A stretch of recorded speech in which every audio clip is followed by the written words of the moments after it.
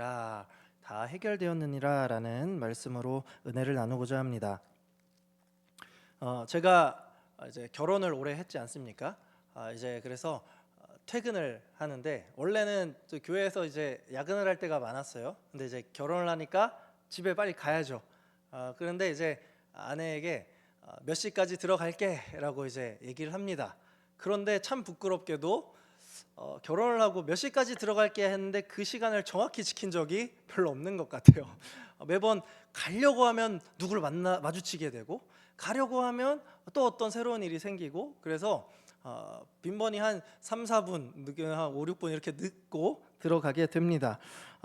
그 이제 처음에는 아내가 늦으면 왜 또 늦었어? 라고 했었는데, 너무 많이 해서 그런지, 이제 저에 대한 기대감이 떨어져서 그런지 이제는 저에게 별다른 말이 없습니다. 이 양반이 또 늦나 보구나, 이렇게 되어버렸습니다. 물론 제가 이제 농담 삼아 이렇게 얘기를 먼저 드렸는데요. 우리가 사람 간의 이런 약속은 사실은 저는 잘 이렇게 지키지 못하는 편이기도 한데, 사람 간의 약속은 잘 지키시는 분들이 있죠. 그런데 우리가 한번 신앙적으로 이것들을 생각해 봤으면 좋겠습니다. 하나님 앞에서의 우리의 모습은 어떻습니까? 여러분, 주일 예배 가운데 매우 중요한 순서 중 하나가 참회의 시간입니다. 이 참회의 시간에 우리의 죄를 내어놓고 하나님께 기도하죠. 그러면서 이제 다시는 우리가 그 죄를 짓지 않겠습니다, 주님 용서해 주십시오 라고 합니다. 이번에는 돌이키겠습니다 라고 다짐하죠. 그런데 이상하게도 시간이 조금 지나면 우리는 또다시 똑같은 자리에서 똑같은 죄와 실수를 반복하는 우리 자신을 발견하게 됩니다. 말로는 주님 다시는 그러지 않겠습니다 라고 고백했지만, 현실 속에서는 넘어지고 또 무너지고 또 부끄러워지는 모습을 다시 보이게 되죠. 그래서 때로는 이런 생각도 듭니다. 하나님도 이제 나에 대한 그런 기대를 저버리신 건 아닐까? 내가 양심껏 생각해도 이렇게 하나님 앞에 약속을 어겼는데 하나님이 나에게 어떤 기대를 하실까? 나는 안 되는 사람인가 보다. 나는 원래 이런가 보다. 오늘 본문에 나오는 아브라함이 바로 그런 사람이라고 생각합니다. 아브라함은 이미 놀라운 은혜를 여러 차례 경험을 했고, 무엇보다 바로 이 앞에 장인 18장에서 하나님께서 내년 이맘때에 반드시 사라에게 이삭이 있을 것이다 라고 확실한 약속을 주신 상태입니다. 그럼에도 불구하고 오늘 말씀에서 아브라함은 또 한 번 실패를 반복하게 됩니다. 아브라함의 모습을 이렇게 쭉 돌아보면, 그런 은혜를 받고도, 그렇게 하나님과 말씀을 나누고도 이렇게 되나? 아브라함은 이 믿음의 조상이라는 타이틀보다 어떻게 보면 실패의 아이콘이라는 이름이 더 어울려 보입니다. 하지만 여러분, 우리가 성경을 읽을 때 굉장히 중요하게 보아야 할 관점이 있는데요.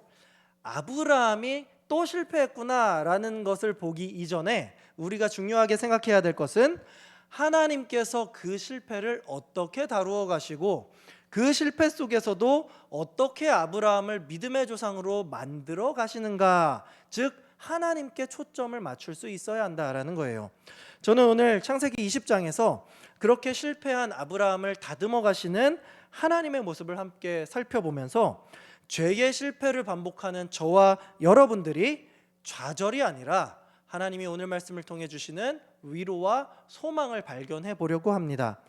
그래서 이 시간을 통해서 우리에게 부어지는 그 말씀의 위로와 소망이 저와 여러분들 가운데 가득하기를 우리 주님의 이름으로 소망합니다. 우리가 먼저 기억해야 할 첫 번째가 있습니다. 그것은 바로 거듭 실패하는 우리의 모습입니다.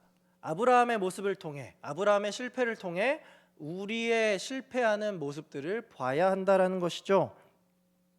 앞서 말씀드린 대로 아브라함은 이미 창세기 18장에서 하나님으로부터 내년 이맘때에 이삭을 얻게 될 것이다, 이삭이 날 것이다 라는 구체적인 약속을 받았습니다.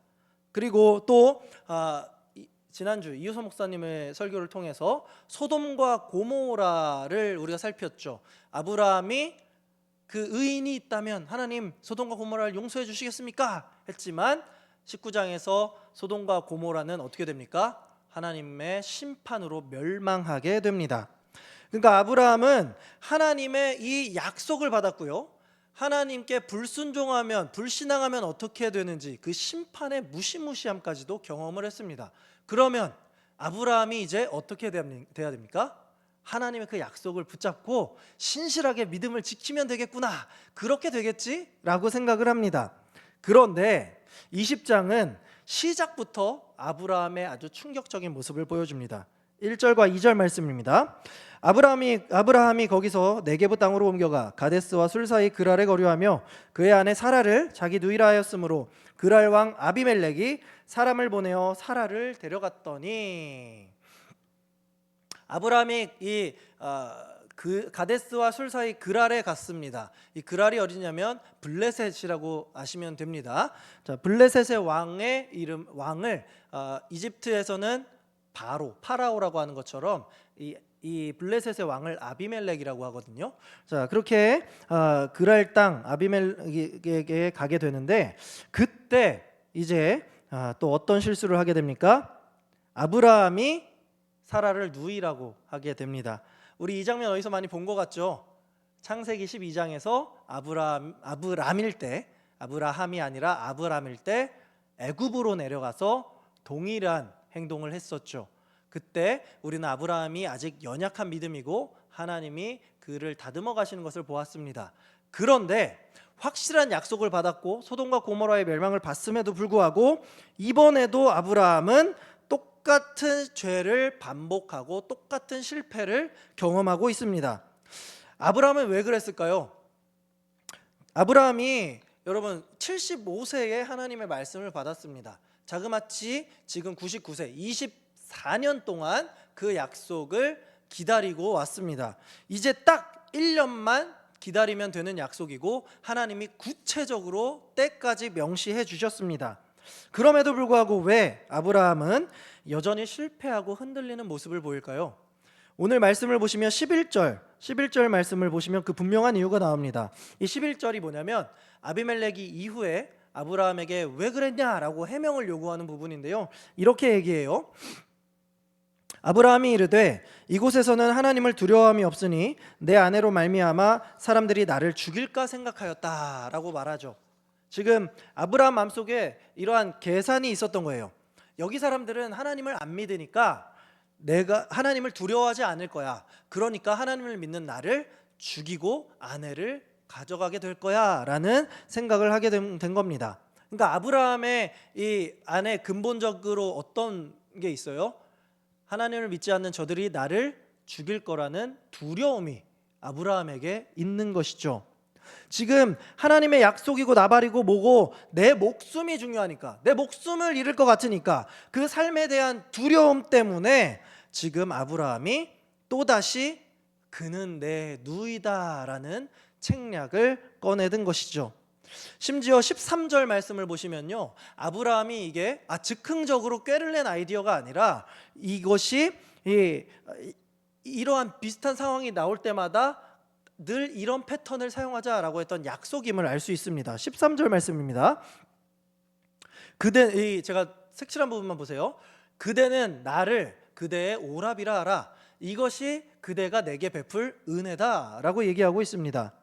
믿음의 조상이 되려면, 하나님의 언약이 성취가 되려면 아브라함이 보여야 되는 모습이 무엇입니까? 하나님이 보내시는 그 땅 가운데 위기가 찾아와도 하나님이 나를 지키시고 하나님이 나를 건져내어 주실 것이다. 즉 하나님께 은혜를 구해야 되는 것이죠. 그런데 아브라함은 지금 누구에게 은혜를 구하고 있습니까? 자기 아내인 사라에게 오랍이라고 해라. 그것이 그대가 나에게 베풀 은혜다라고 얘기하고 있습니다.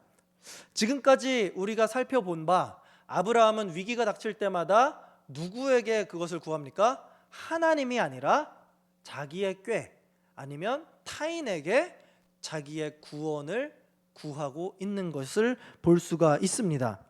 여러분, 이 아브라함의 모습을 우리에게 한번 적용해 보세요. 우리의 삶 가운데에 어려움이 닥쳤을 때 이 아브라함의 모습이 혹 우리에게 있지 않습니까? 삶의 연약함을 호소하는 성도를 보면서, 다른 성도를 보면서요, 하나님을 제대로 의지하면 저기서 건져내어 주실 텐데 라고 혀를 끌끌 찼음에도 불구하고 정작 그러한 문제가 나에게 있을 때 우리는 어땠습니까? 다른 방법을 구하고 다른 이의 은혜, 만약 경제적인 문제라면 누군가가 나에게 경제적인 도움을 줬으면 좋겠다. 다른 것을 구하며 다른 곳에서 돌파구를 마련한 모습들이 우리에게 있지는 않습니까? 우리는 여기서 그래서 신학적인 한 가지 교훈을 얻게 됩니다. 무엇이냐면 하나님이 우리에게 주신 말씀, 하나님이 아브라함에게 주신 언약은 실로 완전하고 온전하지만 그 말씀을 받아들이는 우리는 완전치 못하다라는 사실을 우리는 발견할 수가 있는 것이죠. 그래서 창세기 15장에서 이 아브라함을 보시면 창세기 15장에서 하나님은 이미 아브라함을 의로운 사람이라고 칭해 주십니다. 이미 여러 차례 하나님에게 약속의 은혜를 받았고 하나님에게 날마다 은혜를 경험했습니다. 소돔과 고모라를 통해서 불의한 자의 심판까지도 하나님께서 보여주셨습니다. 그럼에도 불구하고요, 아브라함 안에는 여전히 세상에 대한 두려움이 남아있고요, 내 이 목숨에 대한 두려움이 남아있고요, 자기 목숨을 하나님의 은혜가 아니라 그래서 세상에게 기대는 그러한 부족한 불신의 본능이 남아있습니다. 사랑하는 여러분, 바로 그것이 우리 성도들의 삶이 됩니다. 우리는 이미 예수 그리스도의 그 보혈로 은혜 의롭다 하심을 받은 사람들입니다. 그래서 우리가 이제는 죄의 종노릇하는 자가 아니라 우리는 예수 그리스도의 보혈로 말미암아 하나님의 자녀가 되는 권세를 누리게 되었죠. 우리는 곧 언약 백성이 되었다는 말입니다. 그러나 동시에 우리의 모습은 어떻습니까? 여전히 죄와 싸우고 넘어지기를 반복하고 다시 일어나기를 반복하죠. 즉 우리의 삶은 어떻게 되는 거예요? 계속 죄와 싸우고 조금씩이라도 그 죄에서 자유함을 얻게 되면서 우리는 점차 하나님의 자녀로 완성되어 가고 있죠. 이것을 신학적인 용어로 무엇이라고 하냐면 성화의 과정이라고 합니다. 우리가 점차 하나님의 자녀의 모습, 죄를 멀리하고 주의 말씀을 가까이 하는 자들로 성장하는 것을 성화의 과정이라고 얘기하죠. 에베소서 4장은 이 성화의 과정에 대해서 이렇게 얘기하는데요. 우리 함께 이 4장 22절부터 24절까지의 말씀을 읽어보겠습니다. 시작. 너희는 유혹의 욕심을 따라 썩어져가는 구습을 따르는 옛사람을 벗어버리고 오직 너희의 심령이 새롭게 되어 하나님을 따라 의와 진리의 거룩함으로 지으심을 받은 새 사람을 입으라. 여기서 제가 기록해 놓은 벗어버리고 새롭게 되고 입으라라는 말은 어떤 형태로 되어 있습니까? 과거형과 미래형이 아니라 현재형으로 되어 있죠. 즉 우리가 예수 그리스도의 그 십자가의 은혜로 구원은 단번에 이루어졌지만 우리는 여전히 죄를 짓는 죄인의 연약한 모습이 있기 때문에 날마다 구원받은 성도답게 늘 구원의 옷, 하나님의 은혜를 입고 새롭게 되어야 한다라는 것을 우리에게 강조하고 있는 것이죠. 즉 우리가 기억해야 될 것은 나는 구원받았으니 나는 이제 죄 문제가 다 해결되었어 라고 말하는 구원파의 논리는 우리에게 맞지 않는다는 얘기예요. 우리는 늘 넘어지고 깨어지지만 우리는 그런 죄인이지만 구원의 은혜가 있으니 날마다 말씀을 통해 우리의 죄를 덜어내고 새로워져야 한다라는 겁니다. 여러분, 즉 기억하셔야 될 게 아브라함이 계속 실패한 것처럼 우리 역시도 동일하게 넘어지고 실패한다라는 거예요. 그럼에도 불구하고 하나님께서는 어떻다는 거예요? 그런 죄인인 우리를 하나님이 구원해 주시는 것이죠. 그 은혜에 감격하여 늘 옛사람을 벗어버리고 심령이 새롭게 되어 그리스도인으로서 새로운 옷을 날마다 입어야 한다라는 거예요. 즉 날마다 거룩해져야 한다라는 겁니다. 그러므로 여러분, 내가 계속되는 은혜에도 불구하고 현실 앞에서 서기만 하면 또 넘어지고 실패한다면 스스로에게 이렇게 물어야 합니다. 나는 어떤 상황 속에서 하나님이 아닌 다른 것들을 붙잡고 있는가? 나는 하나님이 지키신다고 약속하셨는데도 현실 앞에서 하나님보다 더 의식하게 되는 것은 사람의 시선이 아닌가? 또 하나 이렇게 물어봐야 합니다. 나는 실패할 때마다 하나님께 도망가는 대신 사람에게 도망가고 사람의 도움을 구하고 나의 머리를 붙잡고 있는 것은 아닌가? 아브라함이 그랬던 것처럼 우리에게도 위기만 오면 자연스럽게 꺼내드는 이 사람이 내 누이입니다, 내 아내가 아닙니다 라는 이 전략이 우리에게도 그대로 있지 않느냐, 이것을 살펴봐야 된다는 것이죠. 여러분, 우리가 이 질문 앞에 정직하게 하나님 앞에 우리의 죄를 고하는 것이 우리가 성화되는 것의 시작점이 됩니다. 참으로 감사한 것은요, 이렇게 실패를 거듭하는 아브라함과 우리를 하나님께서는 그대로 내버려 두실까요? 그렇지 않다는 것이죠. 성화의 걸음을 실패하는 우리들에게 다시 한번 하나님은 그 성화의 걸음을 걸을 수 있도록 다음과 같이 등장을 하십니다. 바로 두 번째 기억해야 할 사실, 실패한 우리의 인생에 하나님께서 적극적으로 개입해 주신다는 것이죠. 반복되는 성화의 실패 속에서 하나님이 어떻게 개입하시는가? 3절 말씀 보시면 이렇게 얘기합니다. 그 밤에 하나님이 아비멜렉에게 현몽하시고 그에게 이르시되 네가 데려간 그 여인으로 말미암아 네가 죽으리니 그는 남편이 있는 여자임이라.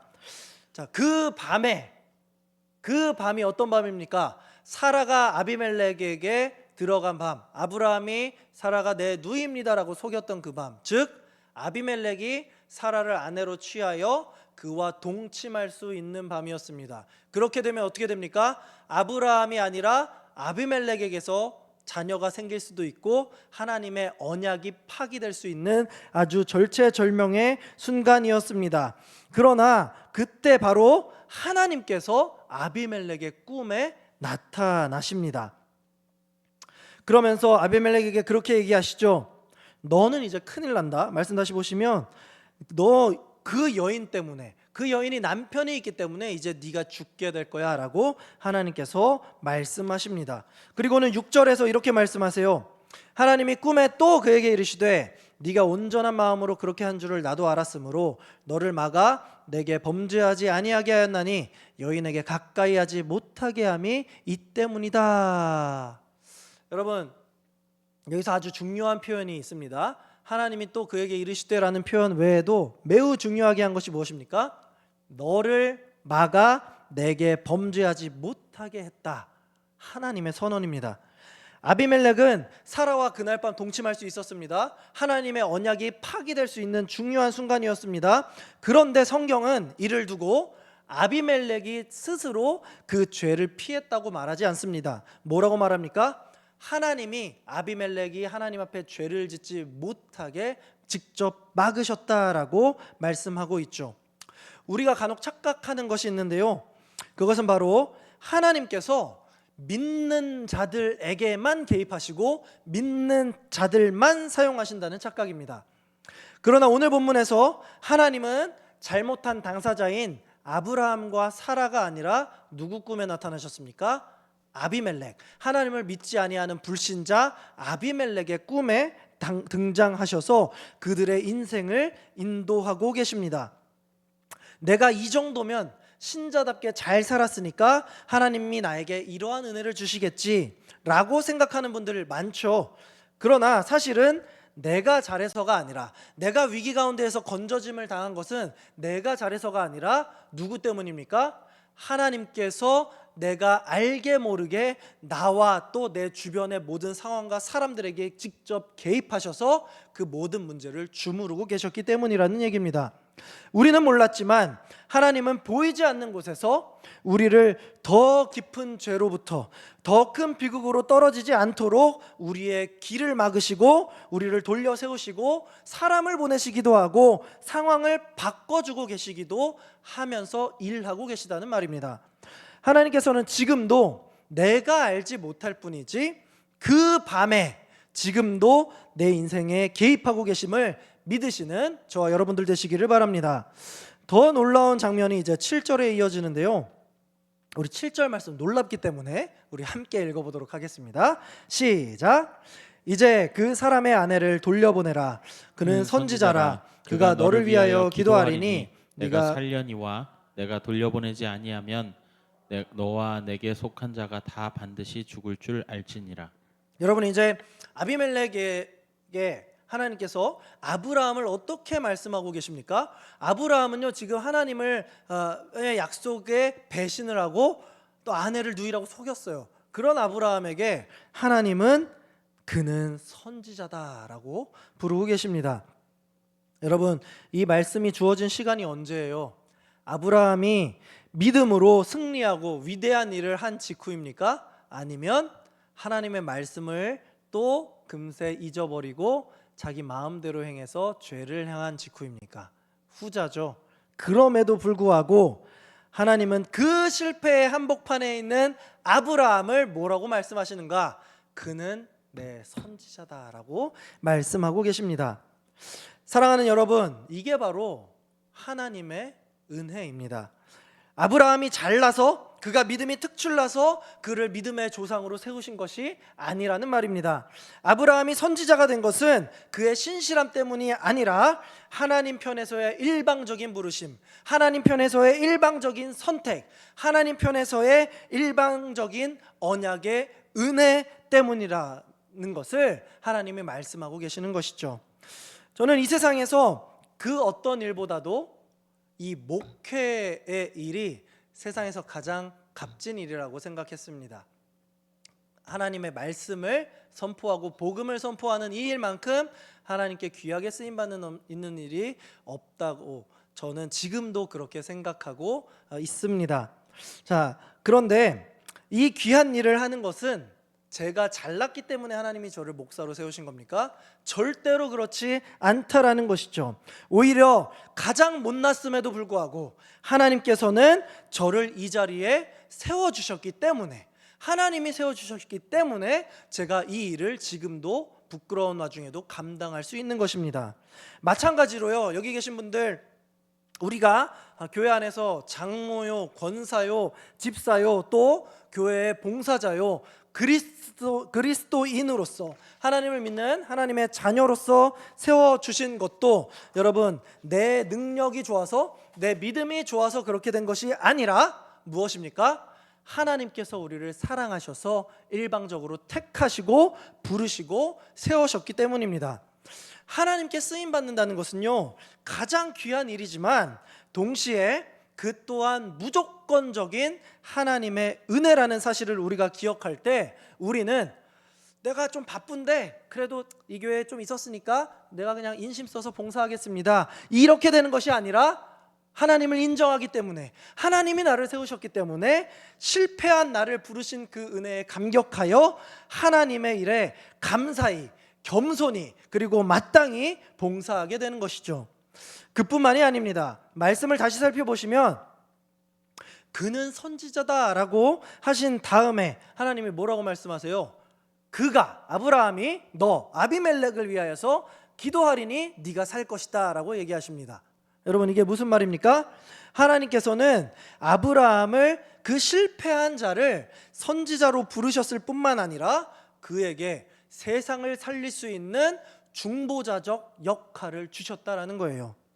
하나님께서는 오늘 우리를 역시 마찬가지로, 우리도 아브라함같이 실패한 사람이지만 그런 우리를 세워주시고 이 세상 가운데 보내셔서 이 세상을 살릴 기도자로 우리를 세워주셨다는 얘기입니다. 이러한 점에서 우리가 명심할 것이 있습니다. 8절 말씀인데요, 제가 8절을 안 가져왔는데 성경 읽으신 분들 보시면은 여기 있네요. 아비멜렉이 그날의 아침에 일찍이 일어나 모든 종들을 불러 그 모든 일을 말하여 들려주니 그들이 심히 두려워하고 있다라고 얘기하죠. 여러분, 이거에 굉장히 중요한 본문인데요, 아까 아브라함이 이 사라를 아내로 속인 그 죄를 범한 이유가 무엇 때문이라고 했습니까? 아브라함이 저 사람들이, 그랄 사람들이 하나님을 믿지 않으니까 나를 죽일 것이다, 하나님을 두려워하지 않으니까 나를 죽일 것이다 라는 자기 목숨에 대한 두려움 때문이라고 했죠. 여러분, 아브라함이 그 두려움 때문에였는데 이 말씀을 보시면 어떻습니까? 아비멜렉이 그날 아침에 하나님의 그 말씀을 듣고 벌떡 일어나서 종들을 불러서 얘기한 거예요. 야, 이거 큰일 났다, 우리 돌려보내야 된다, 그렇게 말하니까 그들이 다 하나님 말씀 앞에 두려워했다라는 거예요. 여러분, 아브라함이 보기에는 하나님과 상관없어 보였던 그 그랄 사람들이 실제로는 하나님 말씀 앞에 정말 두려워 떨었다는 얘기예요. 우리가 세상을 볼 때 하나님은 우리를 세상을 향한 중보자적 위치로 세워주시고 그들을 위해 기도하게 하셨다고 했는데, 우리는 종종 이러한 착각을 합니다. 저 사람들은 하나님을 두려워하지 않아. 저 사람은 하나님을 모욕하는 자들이야. 그러니까 하나님과 상관없으시니까 저 사람들은 내버려 두자. 하나님은 나를 위해서만 일하시는 분이야.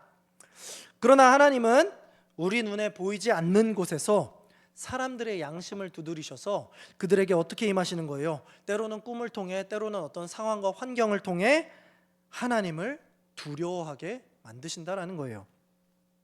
우리가 이 말씀을 기억한다면 여러분, 우리가 당장 우리가 새생명 축제를 위해 품었던 태신자를 생각해 보면 좋겠습니다. 내가 태신자를 날마다 적기는 적었는데, 매년 또 적으라 해서 적었는데, 저 사람 내가 십수년, 수십 년을 전도했는데 안 통했어. 그러니 저 사람은 하나님이 택하지 않았구나. 저 사람을 하나님이 세우시지 않으시는구나. 복음 안 해야겠다. 안 전해야겠다. 그래서 포기하시는 분들이 있지 않으십니까? 여러분, 그러나 하나님은 실패하는 우리를 선지자적인 역할로 세워주시고 불러주시고 세상을 향한 중보적인 위치에 서게 하시는 분이심을 기억한다면, 그 하나님은 이제 내가 속한 직장과 가정과 일터와 세상에 엄청난 변화를 불러오실 것입니다. 그러니 여러분, 꼭 부탁드립니다. 절대 포기하지 마시고 태신자의 영혼 구원을 위해서 먼저 하나님께 기도하시고 그들의 이름을 부르시면서 하나님께 그들을 한번 매달려 보시기 바랍니다. 그들에게 꼭 이번에, 다음 주 주일이 새생명 축제죠. 이제 한 10일 남았습니다. 꼭 한 번이라도 그들에게 복음을 전해 보시기 바랍니다. 지금도 우리뿐만 아니라 하나님을 모르는 이 세상을 향하여서, 특별히 우리 태신자를 위하여서 예수 그리스도의 이름으로 기도하며 나아갈 때 우리의 진정한 중보자 되시는 예수 그리스도께서 그 기도를 하나님께 올려드리고, 하나님은 이 땅 가운데 역사하셔서 세상을 운행하시며 그들의 마음을 뒤흔들어 복음의 열매를 맺게 하실 것입니다.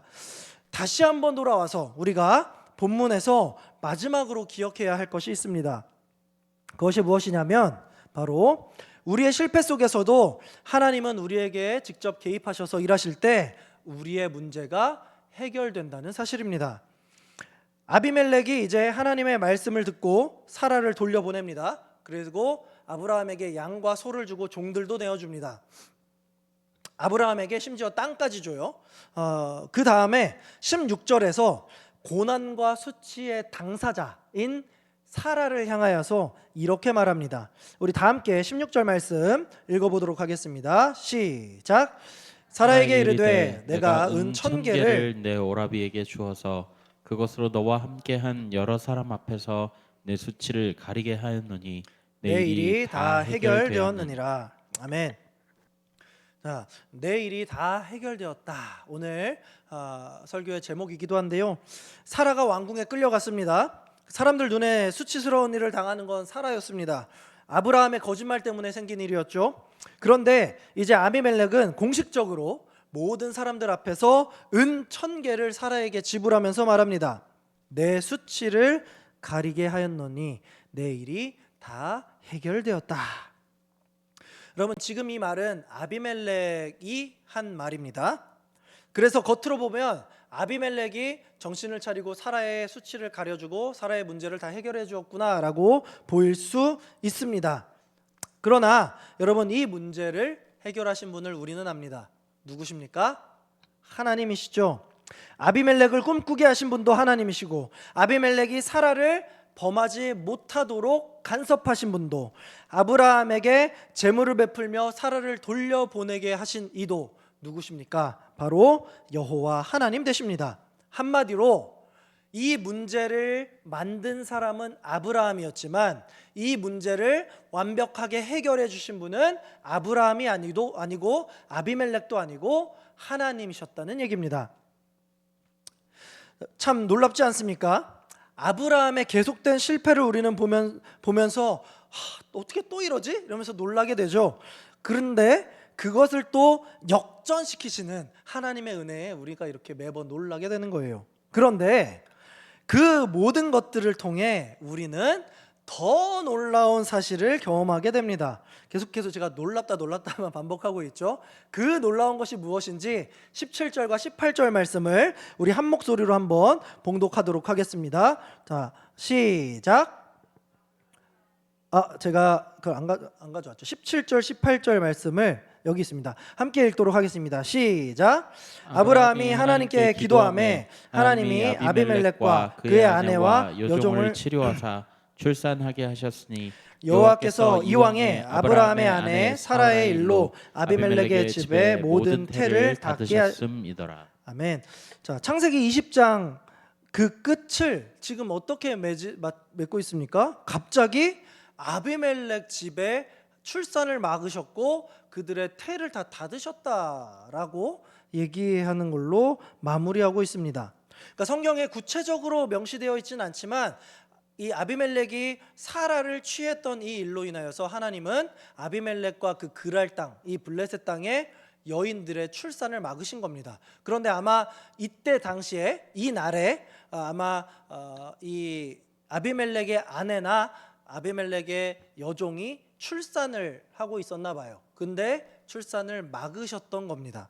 근데 하나님께서 지금 아브라함의 기도를 들으셨죠. 중보적 기도를 듣고 나서 어떻게 하셨습니까? 출산을 하게 됐어요. 닫혔던 태를 열리게 하셨습니다. 우리는 한번 생각해 볼 수 있어요. 왜 하나님께서 20장의 마무리에 이 태를 열고 닫는 얘기를 하셨을까요? 지금 아브라함의 얘기는 어떻게 향하고 있었죠? 18장에서 너의 아내 사라를 통해 이맘때쯤에 내년에 이삭이 낳게 될 거야. 그리고 소돔과 고모라를 멸하시는 장면을 보여줬죠. 그러면 이제 나와야 될 스토리가 뭐예요? 사라를 통해 이삭이 나오는 것을 보여줘야 되는데 이 와중에 하나님이 20장에서 하나님이 태를 열고 닫았다라는 얘기가 나오죠. 무엇을 보여주는 거예요? 태를 닫으시는 분도 하나님이시고 태를 여시는 분도 하나님이시다. 생명의 시작과 생명의 멈춤, 우리의 생명의 모든 것을 주관하시고 주고 빼앗으시는 분이 누구시다? 하나님이라는 사실을 아브라함에게 하나님이 지금 보여주고 증명하고 계신다라는 거예요. 그러니까 생명의 모든 것은 누구의 주권 아래에 있다? 하나님의 아래에 있다라는 것이죠. 아브라함이 반복적으로 실패하는 이유가 무엇입니까? 약속의 자녀를 주신다고 했으면서 주시지 않으니까 계속해서 흔들리는 것이죠. 그러나 이삭이 태어나냐 그렇지 않느냐는 전적으로 누구에게 달려 있었던 문제라는 겁니까? 하나님에게 달려 있으니 아브라함아 믿음의 눈을 들어 하나님을 제대로 바라보아라 라고 하나님께서 다시 한번 분명하게 보여주셨다라는 것이죠. 그러니까 하나님께서는 실패를 반복하는 이 아브라함에게 그들을 버리시기는커녕 이 사건을 통해 다시금 생명의 주관자요 우리 삶의 주권자는 하나님이시다라는 사실을 분명하게 보여주셨던 겁니다. 그래서 다음 주에 보시겠지만 21장을 보시면 그 메시지 이후에 이삭이 태어나게 되는 것을 볼 수가 있는 것이죠. 아브라함이 망쳐놓은 문제를 하나님이 직접 개입하셔서 정리하셨고 아브라함을 통해 이스라엘의 민족을 이루시겠다는 하나님의 계획이 방해받지 않도록 주권적으로 다스리시는 분이 바로 저와 여러분의 하나님이 되신다는 거예요. 우리의 인생을 돌아보면요, 때로는 내가 만든 문제도 있고요, 환경이 만들어준 문제도 있고 다른 사람 때문에 겪는 아픔과 시련들도 있습니다. 그러나 오늘 본문은 분명히 이렇게 말합니다. 아브라함에게서 시작되었지만 그 모든 문제를 직접 다스리시고 막으시고 회복시키시고 마침내 다 해결되었느니라 라고 말씀하시는 분은 하나님이시다라는 거예요. 그리고 이 말씀은 놀랍게도 복음 안에서 더 궁극적인 한마디를 떠오르게 합니다. 제가 아까 미리 보여드렸는데 바로 요한복음 19장 30절입니다. 예수께서 신포도주를 받으신 후에 이르시되 다 이루었다 하시고 머리를 숙이니 영혼이 떠나가시니라. 십자가 위에서 예수님께서 하신 한마디가 이겁니다. 다 이루었도다. 죄의 문제, 사망의 문제, 우리가 결코 해결할 수 없었던 하나님과의 단절이라는 아주 심각한 문제를 예수님께서 십자가 위에서 다 해결하셨다는 겁니다. 그래서 오늘 본문에 다 해결되었느니라 라고 한 이 아비멜렉의 말은 십자가에서 다 이루었도다 라고 말씀하신 예수님의 구원을 바라보게 하는 그러한 작은 그림과도 같습니다. 그래서 오늘 말씀은 우리에게 십자가와 부활 안에서 죄와 사망의 근본 문제가 다 해결되었느니라 라고 더 큰 차원의 다 해결되었다라는 말씀을 우리에게 동일하게 주고 계시는 본문이라는 것이죠. 우리 스스로 망가뜨렸던 우리의 인생을, 우리가 꼬아버린 하나님과의 관계를, 우리가 더럽혀 놓은 그 마음을 친히 우리에게 다가와 궁극적으로 해결하시는 분, 그분이 바로 우리의 구원자 예수 그리스도가 되신다는 얘기입니다. 말씀을 맺도록 하겠습니다. 오늘 우리는 거듭해서 실패하는 아브라함을 보았습니다. 확실한 약속을 받았고 소돔과 고모라의 멸망을 통해서 심판을 받고, 그럼에도 불구하고 그는 또다시 두려움 때문에 사라를 누이다라고 속이는 거짓 전략을 사용했습니다. 그러나 하나님은 그 아브라함의 실패를 그냥 내버려 두지 않으셨습니다. 그에게 아비멜렉에게 개입하셔서 죄를 막으셨고 이방 사람들의 마음까지 움직여서 하나님을 두려워하게 했습니다. 그리고 믿기 어려운 은혜로 그 실패한 아브라함을 여전히 그는 선지자다라고 부르시며 그의 기도를 사용하셔서 다른 사람의 인생까지도 활짝 열어주셨습니다. 마침내 아비멜렉의 입을 통해 내 일이 다 해결되었느니라, 이 말씀이 선포가 됩니다. 문제는, 우리가 알아야 할 것은 이 모든 문제는 아브라함에게서부터 시작했지만 그 문제를 끝까지 책임지시고 푸시는, 해결하시는 분은 우리의 하나님이셨다라는 얘기입니다. 사랑하는 우리 모든 성도 여러분, 우리 역시 마찬가지입니다. 우리는 여전히 넘어질 것입니다. 다짐해도 또 실패를 반복할 것입니다. 그러나 그때마다 기억해야 할 것은 내가 어떤 사람인가가 아니라 하나님은 그런 실패 가운데서도 나를 어떻게 이끄셨는가입니다. 우리는 넘어지는 사람입니다. 그러나 하나님은 넘어지는 나를 붙드시는 분입니다. 우리는 문제를 만드는 사람입니다. 그러나 하나님은 그 문제를 풀어내시는 분입니다. 우리는 자주 포기하는 사람입니다. 그러나 하나님은 언약을 결코 포기하지 않으시는 분입니다. 오늘 이 말씀 앞에서 다시 한번 우리 안에 있는 두려움을 다 내려놓고 반복되는 실패와 모든 어려움 속에서도 주님께 솔직히 아뢰며, 주님, 내 인생의 해결자는 제가 아니라 주님이십니다. 주님, 제 문제를 맡아주시고 제가 다시 기도와 순종의 자리로 서게 하소서라고 고백하는 저와 여러분이 되어보시는 것은 어떻겠습니까?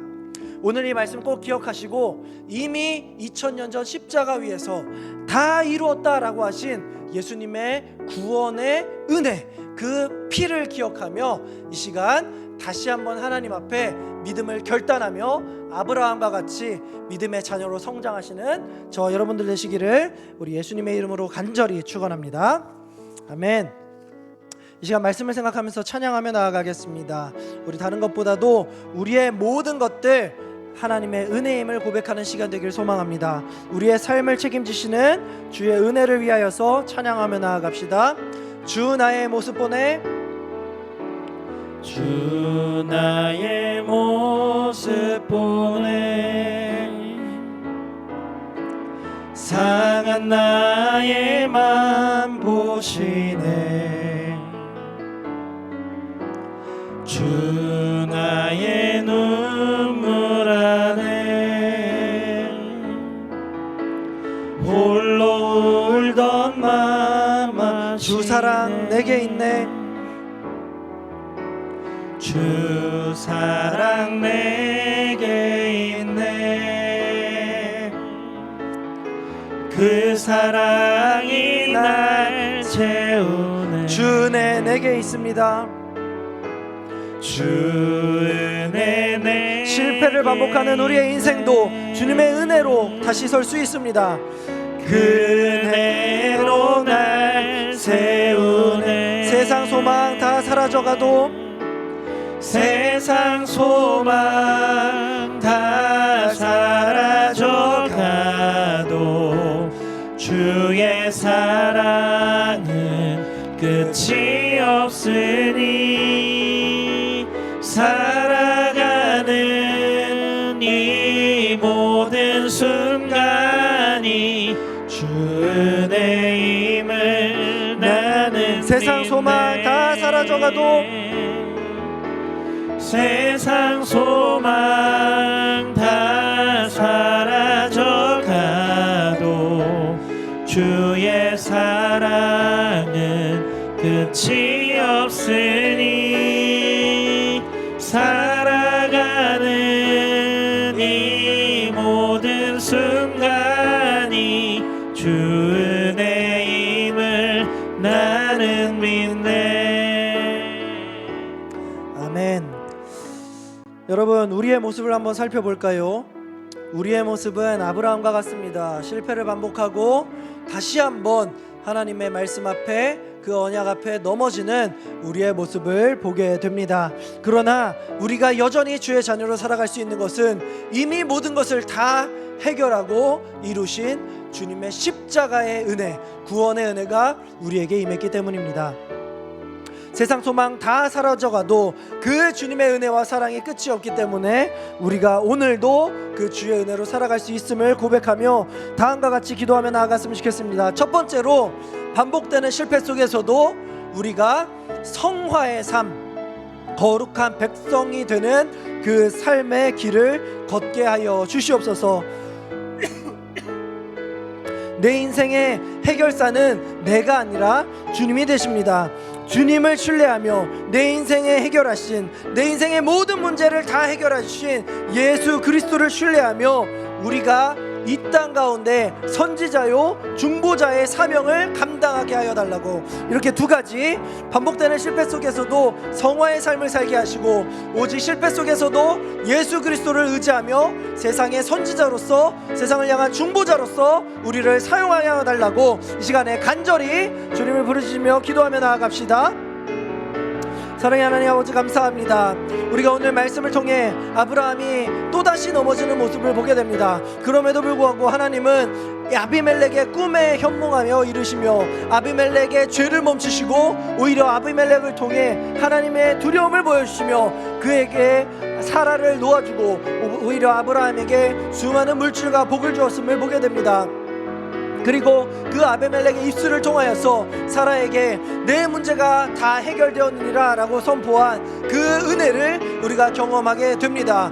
우리는 나약하지만 우리의 모든 죄의 문제까지도 예수 그리스도께서 이미 2000년 전 십자가의 은혜를 통해, 그 십자가의 죽음을 통해 다 이루었다라고 선포하신 구원의 은혜가 오늘도 우리에게 있기 때문에 우리가 바로 설 수 있습니다. 반복되는 실패 속에 있지만 예수님의 그 은혜로 말미암아 다시 한번 일어나 성화의 삶, 거룩의 삶을 나아가는 우리가 될 수 있도록 인도하여 주시옵소서. 그리고 우리를 구원하신 예수님을 의지하며 우리가 이제 나만이 아니라 이 땅 가운데 이 세상의 선지자적 역할로서, 또 이 땅 가운데 세워준 주님의 이름을 붙잡는 중보자적 역할로서 우리가 나아갈 수 있는 우리가 될 수 있도록 도와주시옵소서. 주님, 우리를 붙잡아 주시고 우리를 통해 이 땅 가운데 주님의 사랑을 증거하여 주시옵소서.